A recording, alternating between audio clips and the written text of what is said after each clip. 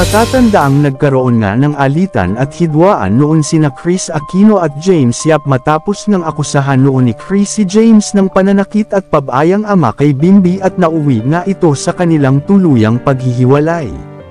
Isa nga ito sa mga ikinagalit noon ni James na ayon sa kanyang statement ay wala diyang anong katotohanan.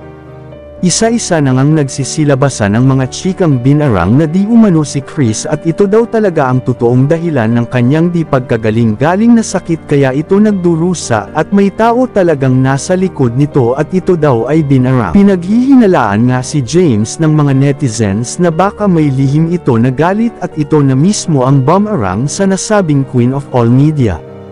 Kung may katotohanan man na si James ang bumarang kay Kris ay sana nga dumating ang panahon na malinawan na ang iilan at ipapadyos na lang ang mga pagsubok na pinagdadaanan ngayon ni Kris.